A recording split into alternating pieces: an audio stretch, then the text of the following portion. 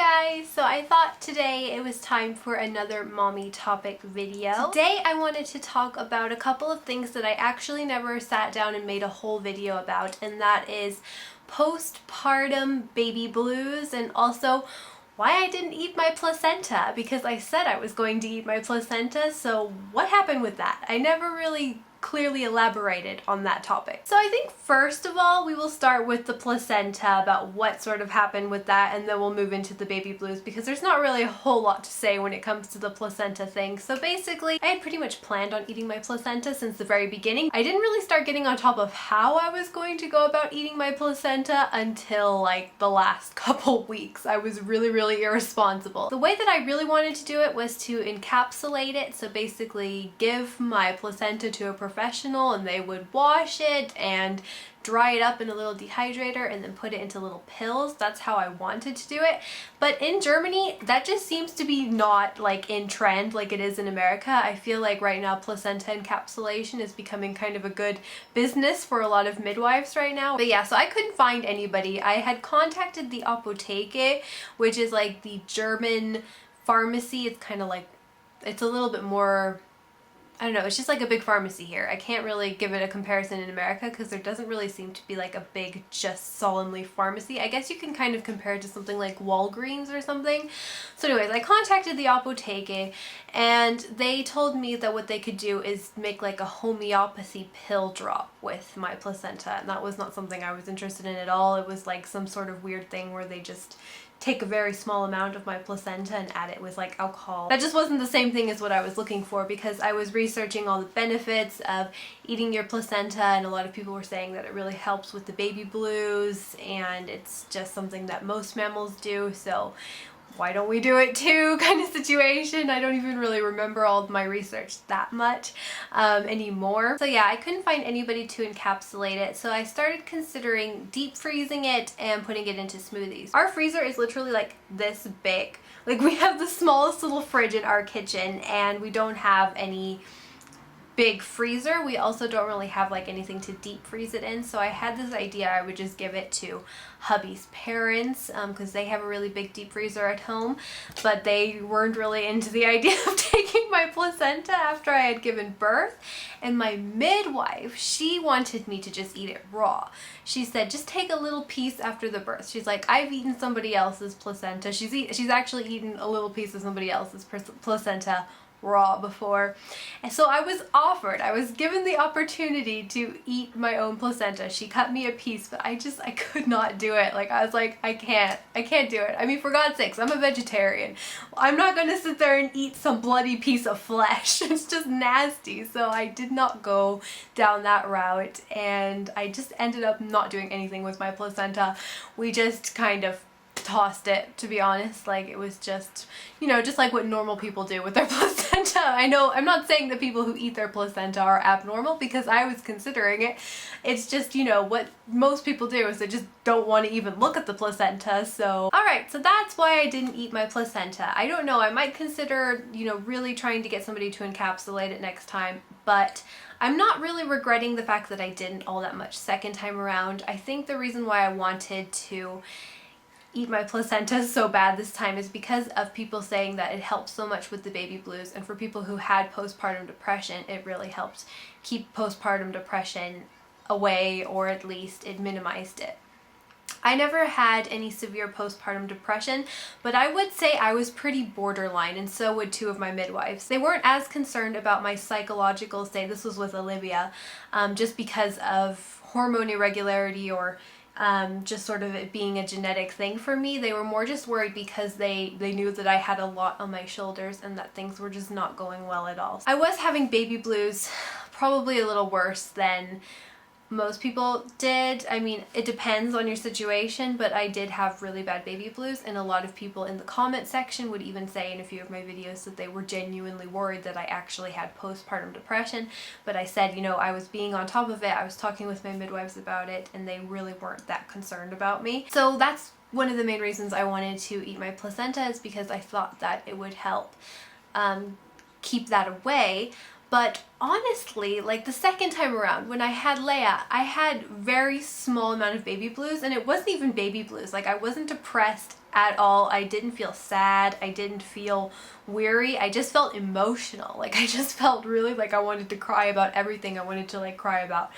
I would like cry from joy. I would cry from, you know, being excited about eating. It was just like, I was just really emotional. I did not really have the baby blues, but I didn't have that same sort of dark feeling that I had with Olivia. So I guess I'll talk about that with what happened with Olivia, with that whole dark time. This was one of the times in my life where I was genuinely worried about my psychological state. I would say that I do suffer anxiety and I do stress a lot, but I have never been in a point in my life since I was a teenager anyways, where I felt depressed.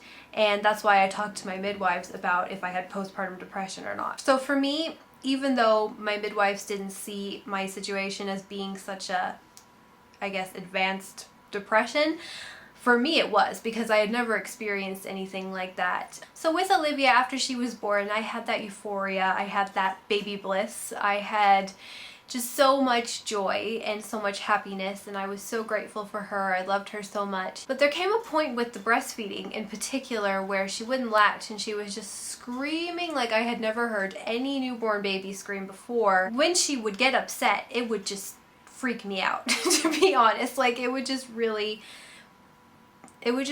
stress me out. There wasn't really anything I could do about being stressed out about the situation, because my midwives, they even told me that they do see her as a very exceptional baby when it comes to how fussy she is. They said it's difficult for you not to get stressed out, but they told me to try to not as much as I could, because obviously my stress would rub off on her. So it was just kind of like this domino effect of just me and her, like her being stressed out and then her stressing me out. It just wasn't very good chemistry that me and Olivia were going through those first couple days. And I remember I just felt so overwhelmed. This was one of the moments where I just really lost it.